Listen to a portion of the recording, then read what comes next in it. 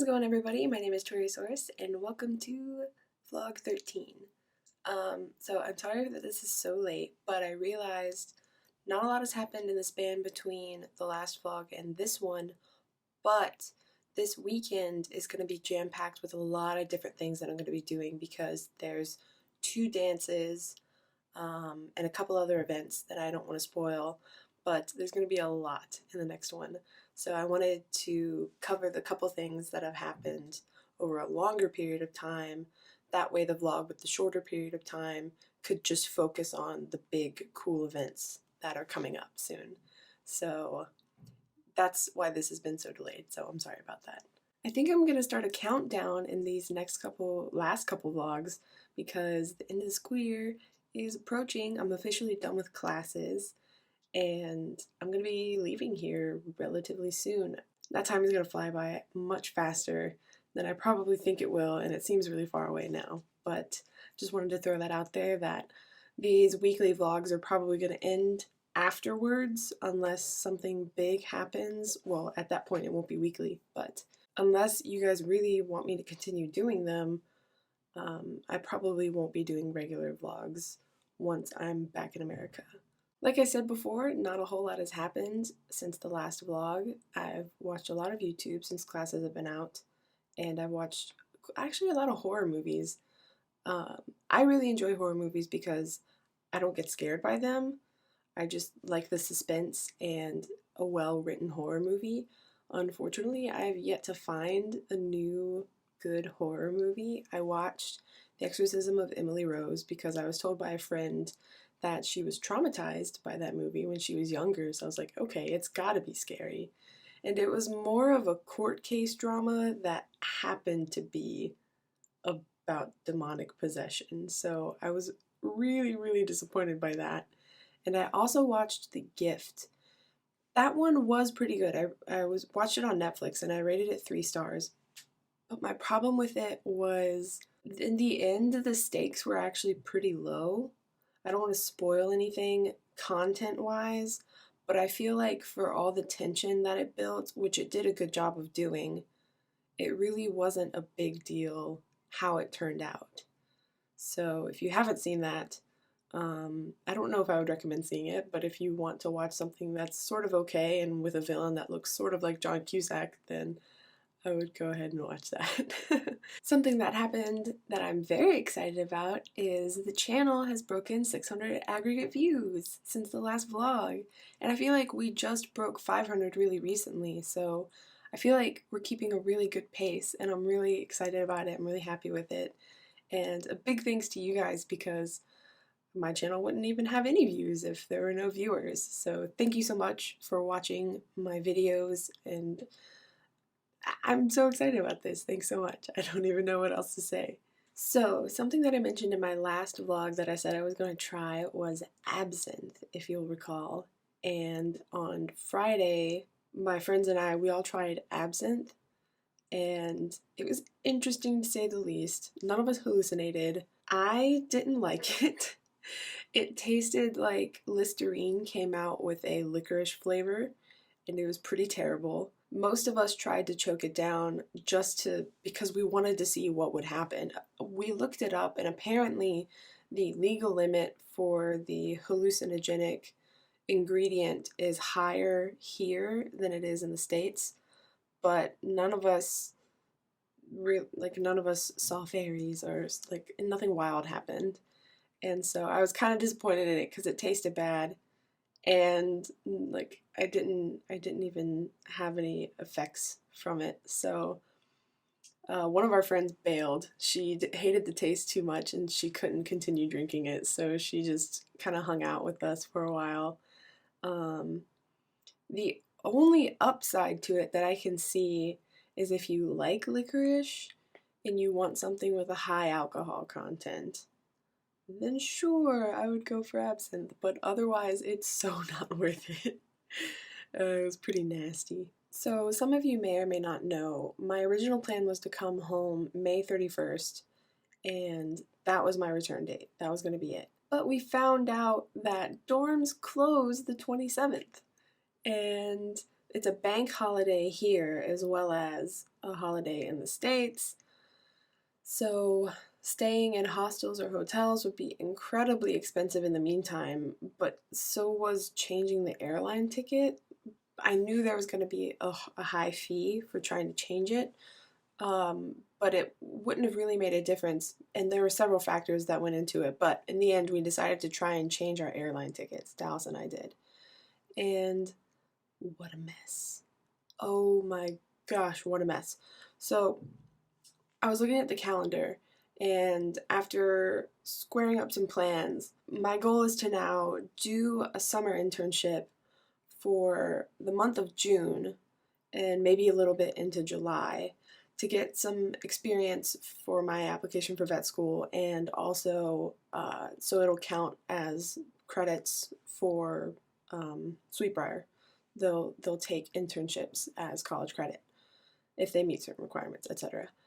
So we were trying to move our ticket 10 days previous to the 21st to return. I believe it was like a Saturday.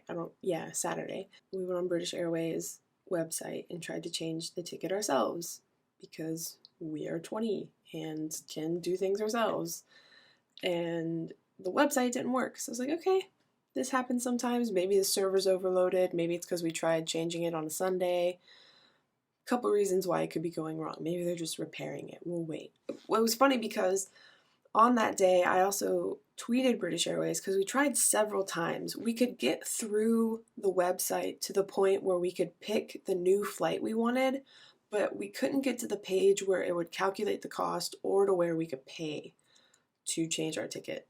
So it was a real pain, and I actually tweeted British Airways, and I tweeted a picture of the loading screen that we kept getting and said, when you want to change your flight but British Airways doesn't want to take your money.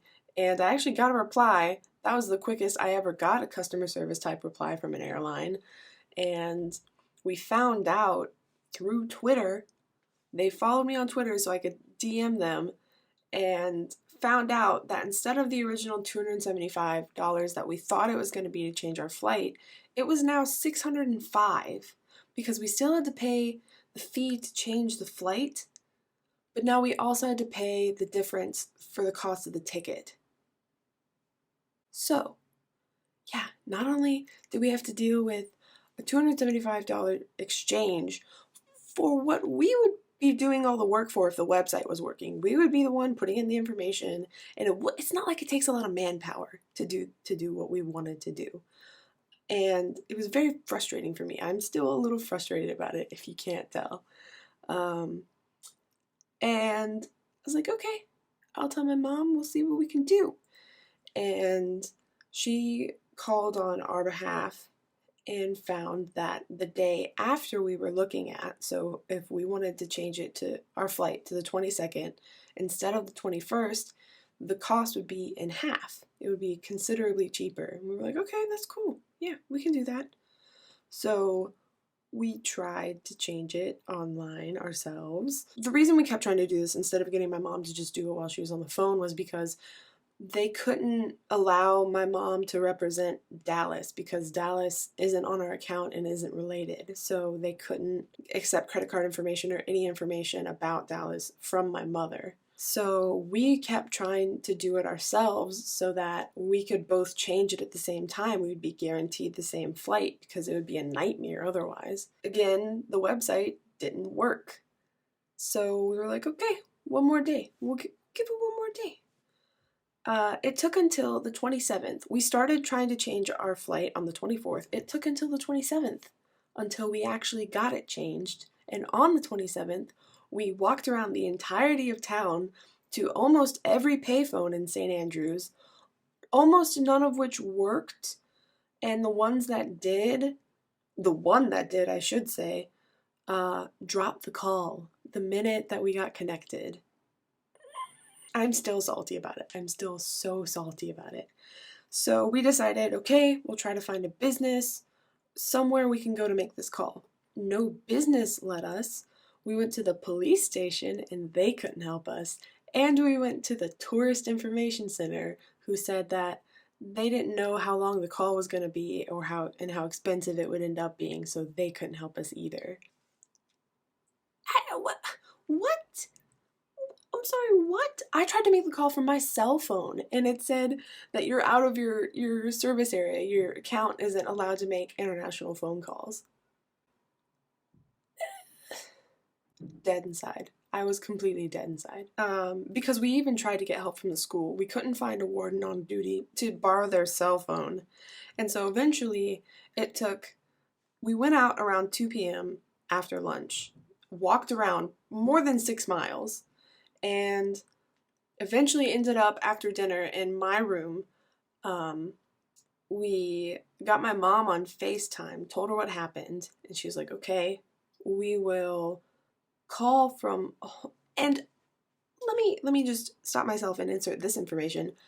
She was dealing with our hot water tank thing in the garage had leaked all night in the garage, and there was like a lot of water and a lot of things soaked in water that she and my brother and other people were trying to deal with.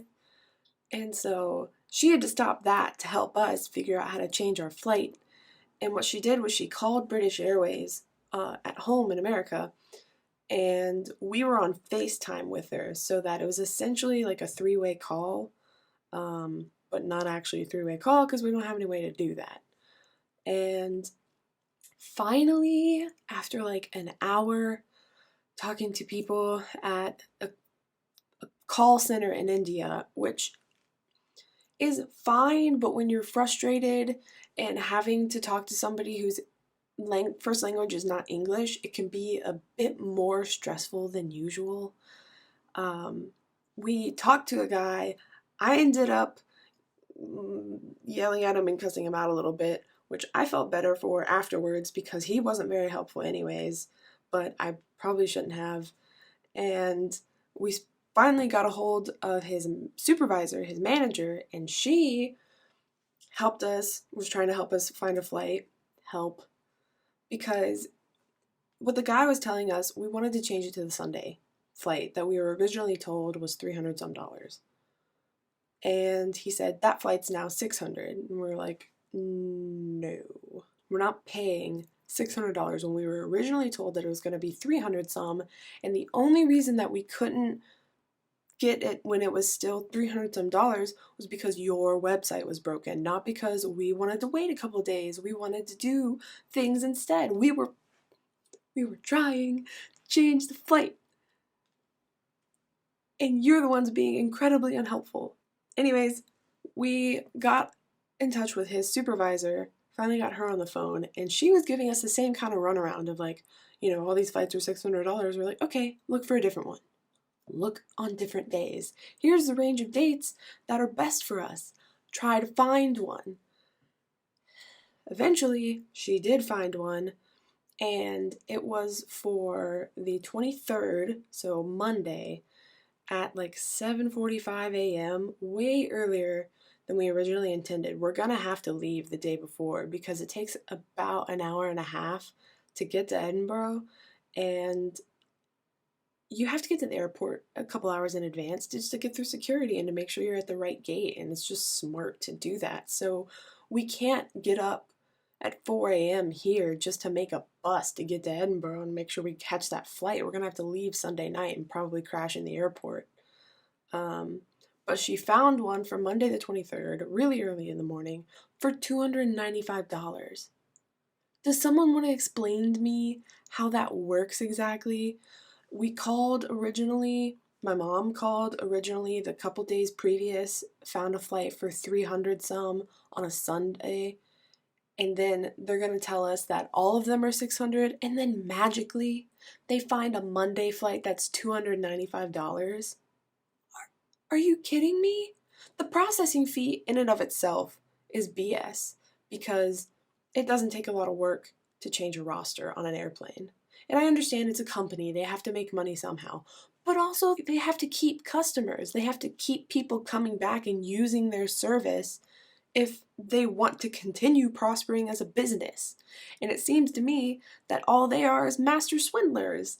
I was like, come on, man. Are you kidding me? So, okay, cool. Now we get to pay nowhere near as much as we originally thought we were going to have to just to be able to come back home, earlier, so we don't get kicked out of our building. But oh, I've never been so angry about something over such an extended period of time because of BS like this.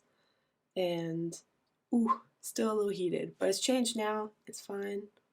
Coming home the 23rd. But good grief. If you've had a terrible airline experience, let me know in the comments below because I will be happy to vent with you. Still getting over that ridiculousness. Lastly, Dallas and I went to Dundee yesterday, the 28th. And before we went around town because we had a couple errands to run. We had to pick up our wristbands for May Ball, which I'm very excited about. It'll be the only formal we've gone to here. We went to the bio ball, but it was not as formal. And I'm going actually tonight to a dance, but it's still like it's not floor length dress required or black tie or anything like that. We're going to an actual black tie event though, and you will hear all about that in the next vlog. But yeah, so we had to pick up the wristbands for that, and we had to go see a professor's because she had to look at her test grade for a class. But then we caught a bus and went to Dundee. I hadn't been to Dundee except via train where we had to change trains when we were on spring break. But it was, I mean, I don't want to say it was really cool or really interesting because not that it wasn't, but we only saw the mall. So it was kind of weird though because I haven't seen a mall since I've been here, and I didn't realize I had missed like large shopping establishments, which is a weird thing to say, but it's kind of difficult to walk around an entire town or city looking for stores. Malls are incredibly convenient, turns out. I kind of missed them. But we walked around the mall. I found a couple things. Dallas didn't really find anything that she liked.